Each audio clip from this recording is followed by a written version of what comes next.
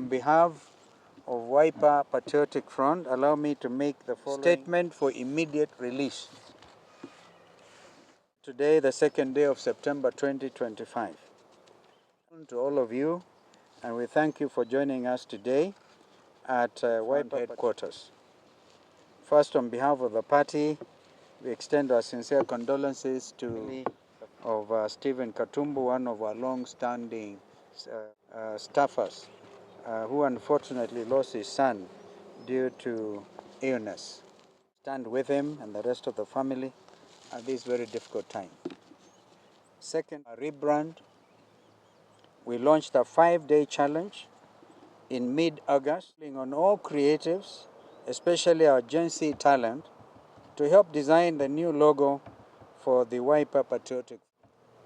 This challenge had an overwhelming response from within and outside Kenya.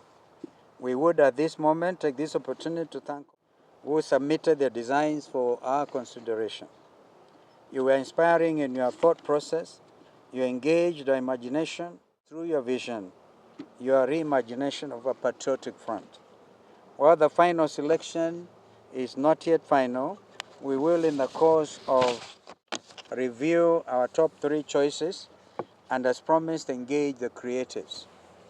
In the coming days, we will unveil more as we can. Delegates Congress, slated for October the 10th, 2025. We can assure all Kenyans, bold, and we will be loud. This party will set the pace for the next general elections in 2027.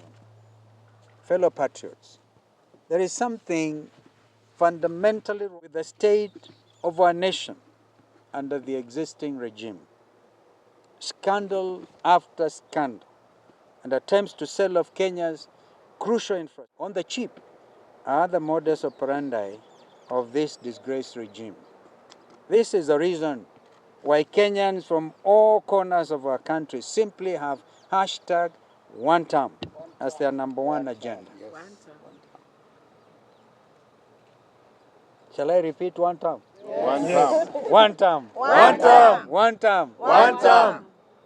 Education, for example, is in shambles from primary through to the university. Pupils are being sent home for lack of school because of this government's perpetual failure to release capitation funds to schools on time. In the case of the universities, students have received SMSs indicating that their accounts have been credited, only to be turned down on the date of admission. This false information is cruel on Kenyan families, but is the unfortunate methodology of the Ruto regime. This must come to an end. Basic education is a concept that the previous regimes have honored. Why is Ruto not able to continue with this? Where is our money? Capitation must be released today, not tomorrow. University funding must also be made available to all our universities. Mr. Ruto, please stop playing with Kenya's future. Ladies and gentlemen, less than a year since its controversial formation, the Social Health Authority, SHA, continues to frighten in its sheer propensity and appetite for fraud. The 10.6 billion shillings was embezzled to non-existent hospitals and fake patient files, while legitimate hospitals, many of which were founded by missionaries and faith-based groups years before our independence, were forced to close due to unpaid genuine. This is inexplicable. To compound the already unexplainable, a non-competitive contract worth 104.8 billion shillings was illegally awarded to a consortium of a dubious nature. Remember, you have said before, this was part of the Adani deals. The contract, which lacked a clear scope of definition, also deliberately handed the ownership of digital healthcare system to this consortium instead of SHA. In fact, we are told the Shah is supposed just to pay half your house and sit there. They actually have absolutely nothing to do. They just have to report to Mr. Duale's office. If this isn't the definition of systemic or endemic corruption, ladies and gentlemen, what else is it? As the WPF, we put the oppressive and excessive regime on notice. Corruption in the healthcare sector is a slow genocide, plain and simple. As the government in waiting, we will insist on the perpetrators being tried for crimes against humanity. This rot is not just limited to the healthcare sector.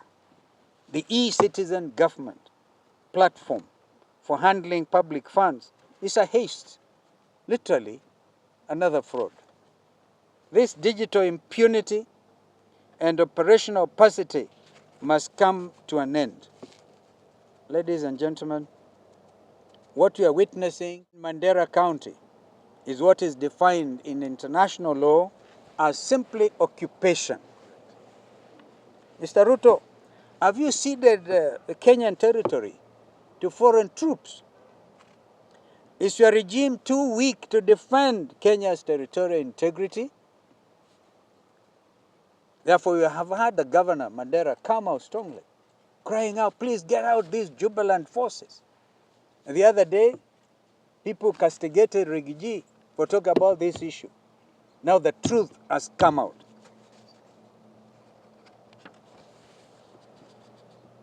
This occupational mentality is equally evident in respect to the East African Portland Cement, and this party and the community of people of Machakos County, and indeed the whole county, are watching in dismay as they try to sell for a song the East African Portland.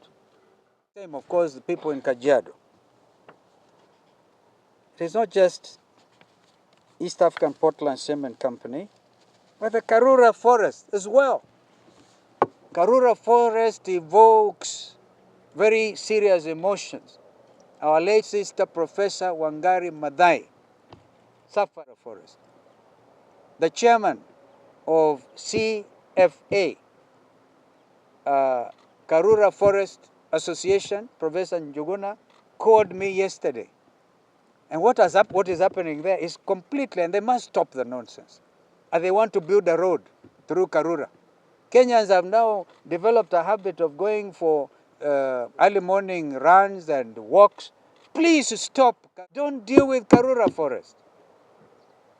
There's a clear agreement between the Forest Association and KFS, Kenya Forest Service.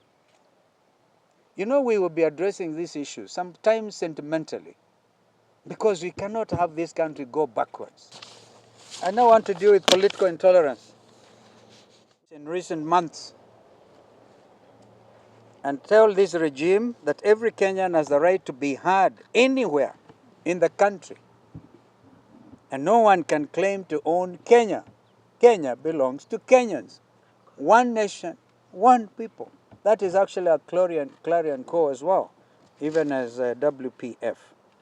Therefore, pre-election violence, you saw when Rigathi was returning home. I mean, men with the full assistance of the police and huge stones intending to commit murder on the expressway. What a shame. What a shame. If Rigathi had not changed the car that was in, they would have dropped that huge rock on the screen. What would have happened? We saw this again in Mbeere North yesterday. The people of Mbeere, I'm quite sure, all want them. And they can't wait to teach this regime a lesson. So don't show intolerance. Wait to be defeated in a democratic manner. United opposition will stand together and get Mbeere North seat in a very easy manner, and a lot of some of those other wards and constituencies. I want to mention Wiper Patriotic Front. will present a candidate for Kasipul Kabondo. Kasipul, I beg your pardon. It used to be Kasipul Kabondo, Kasipul. And I will go to campaign anywhere in Luo Nyanza because they know our history.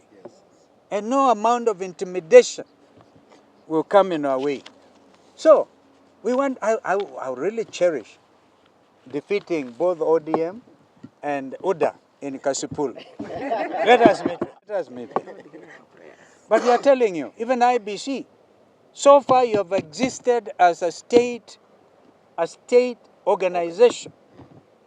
The new IBC has not bothered to check with United Opposition. We will not allow you. We will come to you.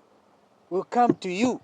Remember we said we are going to have our own parallel IBC, men and women who are committed to ensuring that this whole business about stealing elections will never happen again.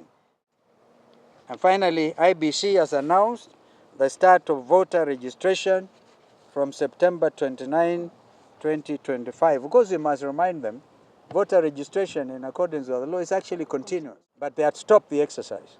So, we urge all Kenyans of legal age to get their IDs and register en masse as voters, and particularly the young Kenyans who have now attained the age of majority.